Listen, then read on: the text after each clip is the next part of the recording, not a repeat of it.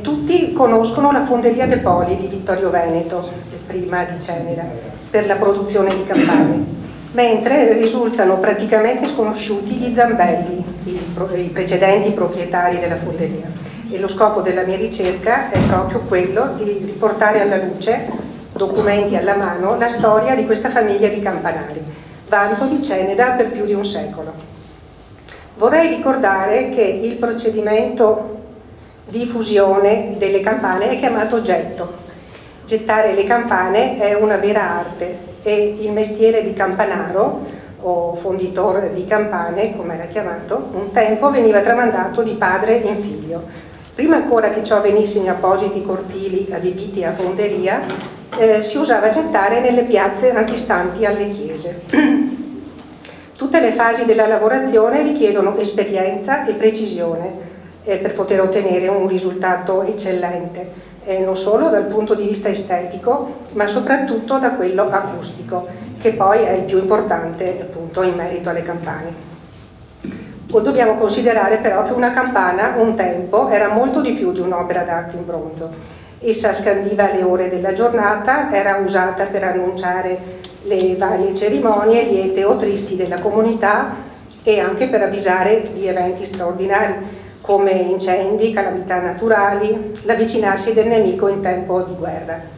Ma soprattutto, essendo solennemente consacrata dal vescovo, le erano attribuiti il potere di proteggere da tempeste, fulmini e terremoti, e quello anche di elevarsi fino all'ascolto di Dio. La famiglia Zambelli, di cui parliamo, proveniva da Selva di Cadore, e questo non ci stupisce. Infatti nelle vallate agordine, cadorine e zoldane furono scoperti giacimenti di ferro, rame e altri minerali e si iniziarono attività estrattive già in epoca remota. Particolarmente importante era il ferro delle miniere del Fursil, vengono citate già nel 1177, questo presso Colle Santa Lucia, quindi è vicinissimo a Selva. Questo ferro alimentava i numerosi forni fusori della zona. Alla fine del Seicento i fratelli Gregorio e Antonio Zambelli, figli di Giovanni Battista, si erano trasferiti appunto da Selva di Cadore a Venezia, dove fondevano campane in Calle dei Fabbri. E poco sappiamo però dell'altro fratello, Lorenzo, il cui figlio Domenico continuerà, come poi vedremo, l'attività della famiglia. Da quanto finora emerso, la prima testimonianza di un loro collegamento con il territorio cenedese è datata 7 gennaio 1689 e riguarda l'accordo fatto a Venezia, però, di fusione delle campane per la chiesa di San Giacomo di Veglia.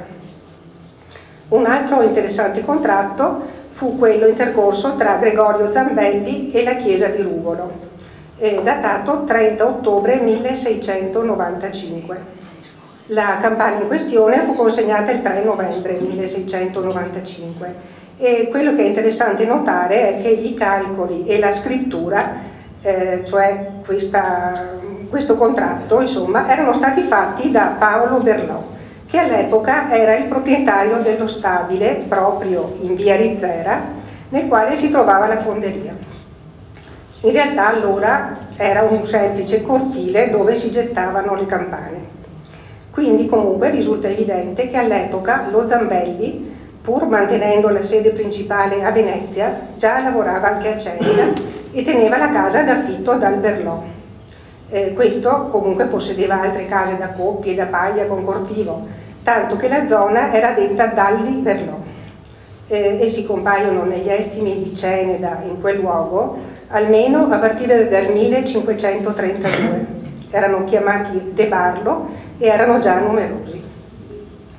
Nel 1696 Gregorio Zambelli, abitante a Venezia, rifuse una campana di circa libbre 1800 per la chiesa di San Tommaso di Colle. Ma naturalmente egli non si limitava a produrre campane solo per il territorio del Cenedese, poiché addirittura sul campanile di Altura, in Istria, potrebbe essere ancora presente una campana del 1698 con la scritta Opus Gregorii Zambelli.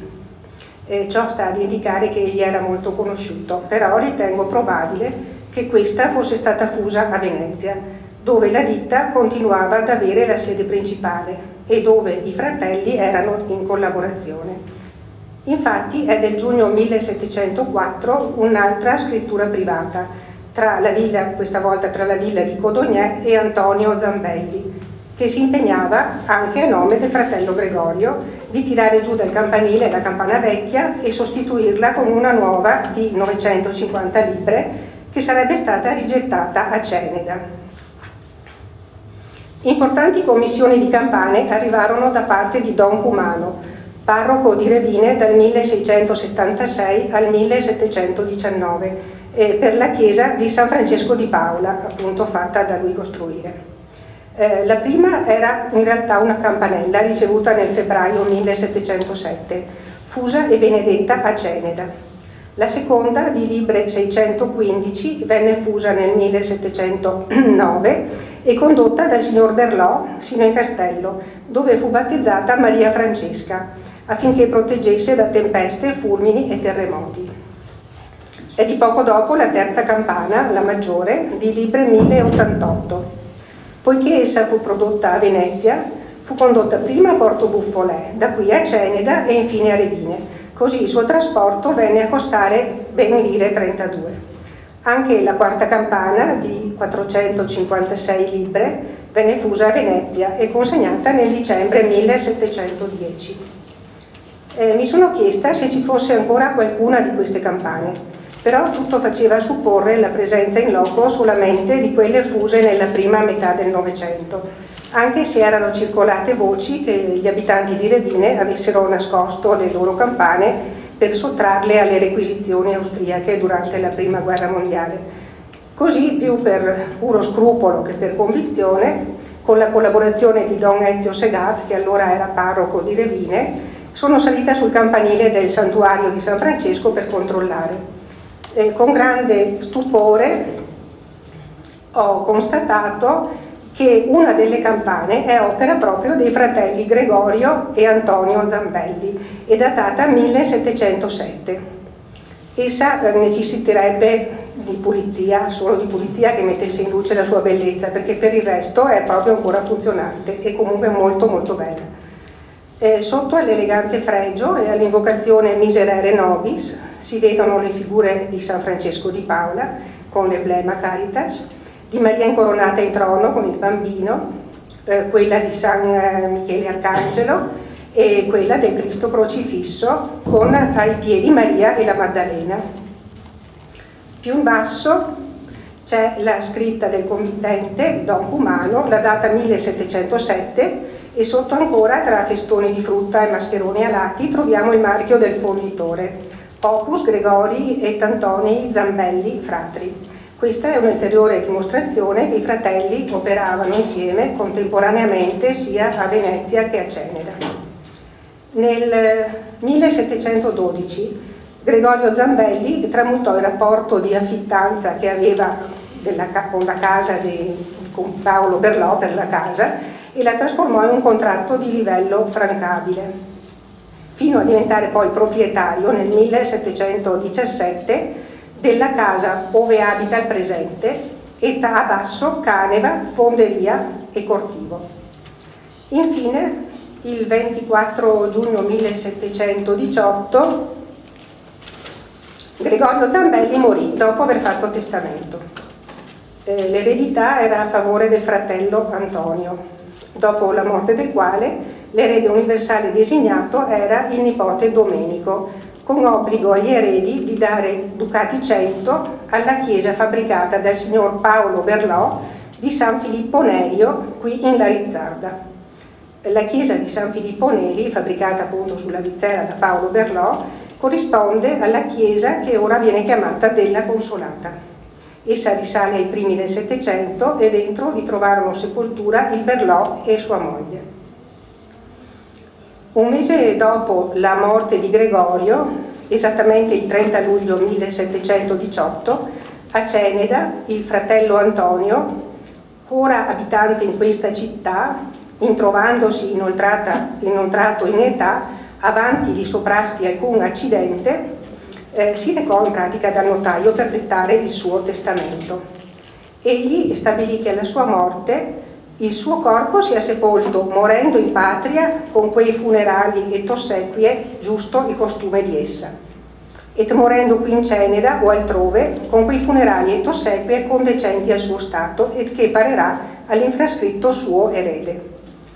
Egli dichiarò erede universale il nipote Domenico quondam Lorenzo Zambelli. Sembra evidente che Antonio fosse legatissimo alla sua terra d'origine, che considerava patria, così da prendere disposizioni pure per la casa domenicale posta in Selva di Cadore, che doveva essere mantenuta in conzo et colmo, cioè in ordine e in divisa. Il testamento fu pubblicato il 20 aprile 1725, in seguito alla morte del testatore, avvenuta il 13 aprile a Selva di Cadore, dove possiamo quindi supporre che egli si fosse ritirato e avesse passato gli ultimi anni. Infatti, a quella data la fonderia di Via Rizzera era già passata da tempo nelle mani di Domenico Zambelli, e ciò è dimostrato da un atto notarile rogato nel 1719 che completava l'acquisto della casa un tempo appartenuta a Paolo Berlò. E a questo punto era già ben definita la struttura della proprietà, in quanto consistente essa casa a basso, caneva, fonderia, cortivo ed altre 5 stanze pure a pie piano e in solaro sotto i coppi stanze 5. Il tutto fra questi confini: a mattina Michel Berlò, mezzodì Paolo Berlò, sera strada Reggia detta la Rizzera et monte Iseppo Ruberti. Parliamo quindi adesso di Domenico Zambelli. Domenico Zambelli era nato intorno al 1690 a Selva di Cadore, sicuramente apprese l'arte dagli zii Gregorio e Antonio a Venezia, dove sposò Antonia, figlia di Marcantonio Conti, e dove nacque il suo primogenito Gregorio. La sua presenza continuativa a Ceneda diventa evidente a partire dal 1 marzo 1724, con la nascita di una figlia, alla quale seguirono tra gli altri Elisabetta, Celestina e Marcantonio. Nel 1724 egli ottenne l'incarico di rifondere 2 campane per la chiesa parrocchiale di Santa Maria in Colle a Montebelluna. Che egli fosse un maestro di tutto rispetto è dimostrato dalla campana grande tuttora presente e funzionante sul campanile del Duomo di Valvasone, la chiesa del Santissimo Corpo di Cristo. Si tratta del cosiddetto campanon, rifuso nel 1733 dallo Zambelli, utilizzando la precedente campana del 1533, ormai inservibile, su commissione dei conti di Valvasone. Nel 1917 questa campana scampò la requisizione da parte degli austriaci per intercessione di una contessa del luogo, mentre le altre 2 campane ora presenti sul campanile sono state prodotte negli anni 50 del Novecento, e in particolare la mezzana reca la scritta Fonderia Ingegner Francesco De Poli, Vittorio Veneto. Curiosamente nel concerto la campana grande, quella appunto dello Zambelli, il campanon, suona da piccola, cioè mi naturale. A dispetto dei circa 280 anni passati, il suono è ancora perfetto e vibrante, forse anche in virtù di una certa quantità d'argento presente nella lega. Si dice infatti che le contesse di Valvasone avessero la tradizione di offrire numerose monete d'argento perché venissero fuse insieme al bronzo. La campana, le cui dimensioni sono davvero notevoli, viene inoltre anche chiamata del Guado. Infatti per Valvasone passava la strada del Guado del Tagliamento e il suono della campana avvisava i viandanti, i pellegrini, mezz'ora prima della chiusura della porta del borgo. Il parroco di Valvasone, Don Domenico Zannier, mi ha anche concesso di visionare la campana. Essa presenta in alto volute e iscrizioni sui committenti conti di Valvasone e la data 1733. Mentre sotto troviamo la scritta Opus Dominici ac filii Gregori Zambelli Cenetensis. Distribuiti nella fascia mediana possiamo invece notare il San Cristoforo, il protettore dei guadi, la figura di Maria incoronata in trono con in braccio il bambino, quella del Cristo crocifisso con ai piedi un orante e anche una pietà. E infine è ben evidente lo stemma dei Conti di Valvasone, rappresentato da un leone e un lupo rampanti. Curiosamente troviamo anche in diversi punti alcune foglie di salvia ottenute con la tecnica definita dal vero, cioè appoggiando piccoli elementi direttamente sopra la cera al momento della preparazione della campana, così che rimanesse l'impronta sulla camicia. Qualcosa si riesce a vedere, un po' sì, la foto è così, non è stato facile insomma, comunque. Però queste foglie di salvia si riescono anche a vedere. Nel Settecento la cosa era abbastanza comune. Alla salvia venivano infatti attribuite proprietà benefiche quasi miracolose, ritenendola un simbolo di salvezza e di vita eterna. Quello che stupisce di più è la presenza comunque anche tra il crocifisso e il nome del fonditore di una penna d'uccello, sempre eseguita con la tecnica dal vero. E non è facile dare una spiegazione a questo simbolo, ma penso, forse, non so, si potrebbe intendere come il desiderio che la campana voli, che si innalzi verso Dio, oppure potrebbe rappresentare una colomba, e cioè la pace. E dunque la campana è opera di Domenico e del figlio Gregorio Zambelli di Ceneda. Vorrei però far notare che Gregorio era ancora adolescente e che il padre lo riteneva già il suo erede, colui quindi che avrebbe continuato la sua arte. Vedremo in seguito come le cose andarono diversamente. Nel marzo 1748 Domenico Zambelli, insieme con il figlio Gregorio, si accordò per fondere 2 campane per la pieve di San Felice, cioè per Trichiana. Nell'ottobre 1749 i 2 figli, Gregorio di circa 30 anni e Marcantonio di appena 17, chiesero ed ottennero la loro emancipazione per poter trattare personalmente i propri affari. Il padre acconsentiva impartendogli nel nome di Dio la sua paterna benedizione. Pochi giorni dopo i 3 vendettero ad Apollonio e Bortolomeo, fratelli di Quondam Pietro dell'Andrea di Selva di Cadore, la casa domenicale di Selva che era tanto cara allo zio Antonio. Posta in loco detto a Zambelli, con cortivo e torto sotto transiti e mobili nella stessa, al prezzo di lire 7.693. Senza ombra di dubbio si trattava di un'abitazione di pregio, in quanto consistente essa casa in 19 stanze, compreso la fondaria e bottega da Marangon, oltre le sale, scale, soffitta e latrina. Lo stabile di cui parliamo attualmente è conosciuto come Casa Zambelli o delle Campane e dichiarato di interesse particolarmente importante, quindi sottoposto a tutela. Sito a Selva di Cadore, località Rova, sulla via vicinale per Zardin, l'edificio è massiccio ma elegante e presenta sul lato nord un portone con incisa la data 1675.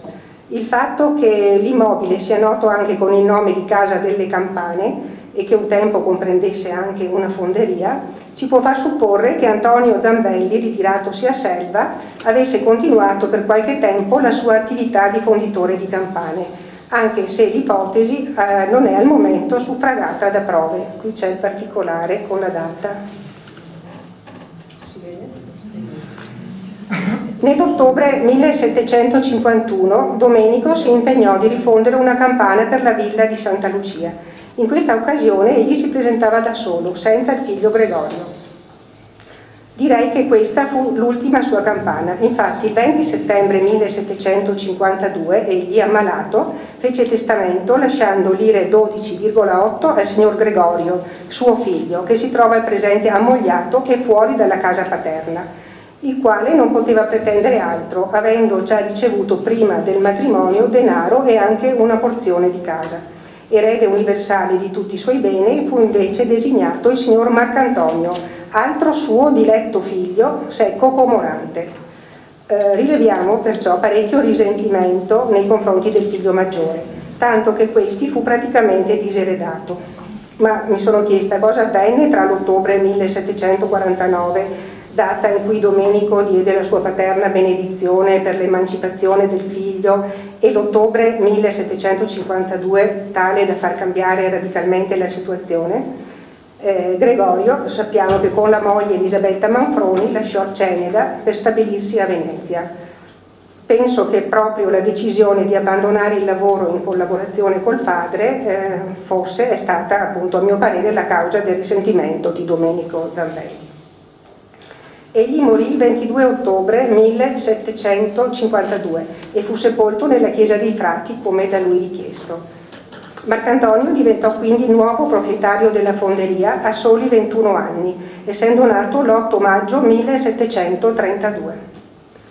Nel gennaio 1756 Marcantonio, appunto, sposò Marietta Franceschini, vedova di Simon della Todesca, mentre sua sorella Elisabetta sposò Gasparo della Todesca, vedovo di Caterina Sartori.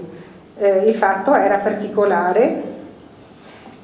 Infatti fratello e sorella sposavano due vedovi in qualche modo legati alla stessa famiglia. Sono già in fondo. Inoltre la cerimonia avvenne a Conegliano nell'antica collegiata di San Leonardo. Ci sono altre notizie curiose legate a questi matrimoni, ma chi sarà interessato avrà modo di leggere tutto quando saranno pubblicati gli atti. Sappiamo che nel 1761 Marcantonio fornì una campana alla chiesa di Col San Martino. Parliamo di Santa Maria de Silva, che fu parrocchiale dal secolo XIII fino al 1904.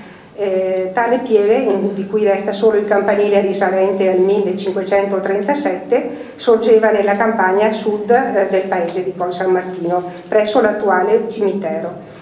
Con il permesso di Monsignor Mario Battistin ho potuto visionare la campana che si trova attualmente su tale campanile, però questa è datata 1968 e reca la scritta Premiata Fonderia Ingegner De Poli, Vittorio Veneto.